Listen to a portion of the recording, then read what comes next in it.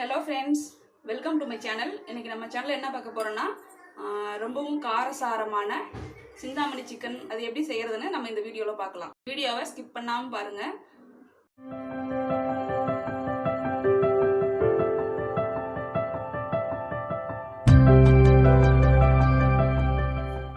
Chintamani chicken செய்யறதுக்கு pan வச்சு சூடான உடனே எண்ணெய் சேர்த்துக்கலாம்.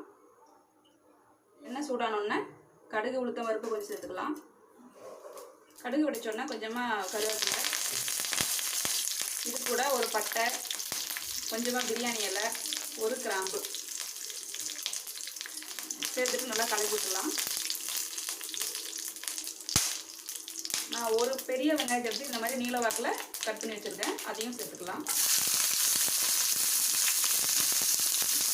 வெங்காயத்தை வந்து நல்லா வதக்கிக்கலாம். வெங்காயம் வந்து நல்லா கலர் மாறணும், கோல்டன் கலரில் மாற வரைக்கும் நம்ம நல்லா வதக்கிடலாம். சிந்தாமணி சிக்கன் வந்துட்டு ட்ரை சில்லிஸ் மட்டும், அதை காஞ்சி மிளகாய் மட்டும் போட்டு செய்யறதுனால ரொம்ப ஸ்பைஸியாக இருக்கும், டேஸ்ட் செம்மையாக இருக்கும். நீங்களும் இந்த வீடியோ ஃபுல்லாக பார்த்துட்டு நீங்கள் வீட்டில் ட்ரை பண்ணி பாருங்கள். வெங்காயம் நல்லா வதங்கிடுச்சு. நம்ம இது கூட நான் ஒரு தக்காளி எடுத்து இந்த மாதிரி பொடிசாக கட் பண்ணி வச்சுருக்கேன், நம்ம எடுத்து சேர்த்துடலாம். வெங்காயம் தக்காளி ரெண்டையும் நல்லா மிக்ஸ் பண்ணிடலாம். தக்காளி வந்து நல்லா பேஸ்ட் ஆகிற அளவுக்கு நல்லா குக் ஆகட்டும். ஒரு நிமிஷம் நல்லா வதக்கணும்னா நல்லா வெங்காயம் தக்காளி வந்துட்டு நல்லா குக் ஆகிட்டு ஒரு பேஸ்ட்டு ஸ்டேஜுக்கு வந்துடும். இப்போ வெங்காயம் தக்காளி நல்லா வெந்துடுச்சு. இது கூட நான் 5 காஞ்ச மிளகாய் போட்டிருக்கேன்.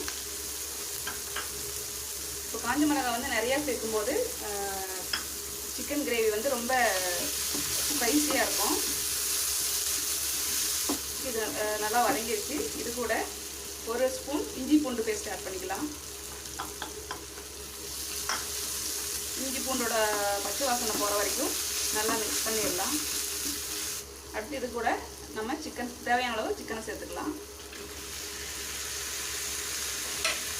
சிக்கன் சேர்த்துட்டு நல்லா பரட்டி எடுத்துடலாம். ஒரு தடவை ஒரு 1 மினிட் நல்லா வந்து மிக்ஸ் பண்ணணும். வெங்காயம் தக்காளியோட வந்து சிக்கன் நல்லா கலந்துருச்சு. இந்த ஸ்டேஜில் இது கூட நம்ம கொஞ்சமாக உப்பு சேர்த்துடலாம். தேவையான அளவு உப்பு, சிக்கன் மசாலா 2 டேபிள் ஸ்பூன் போட்டுக்கலாம். கொஞ்சமாக மஞ்சள் தூள்,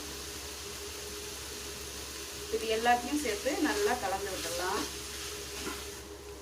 ஓகேங்க, இந்த மாதிரி நல்லா ஒரு தடவை நல்லா எல்லாத்தையும் மிக்ஸ் பண்ணிவிட்டு நம்ம தேவையான அளவு தண்ணியை சேர்த்துக்கலாம்.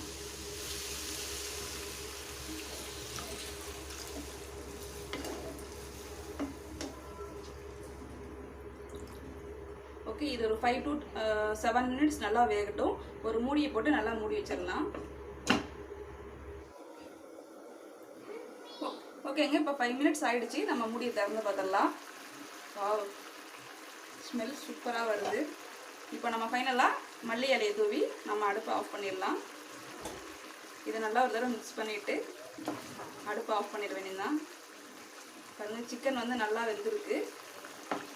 இது இப்போ நமக்கு தேவையான சிந்தாமணி சிக்கன் ரெடி ஆகிடுச்சு. நீங்களும் இதே மாதிரி உங்கள் வீட்டில் ட்ரை பண்ணி பாருங்கள். ட்ரை பண்ணிவிட்டு எனக்கு கமெண்ட் பண்ணுங்கள். இது வரைக்கும் எங்களோட சேனலை சப்ஸ்கிரைப் பண்ணாதவங்க சப்ஸ்கிரைப் பண்ணுங்கள். பக்கத்தில் இருக்கிற பெல் ஐக்கானை கிளிக் பண்ணுங்கள்.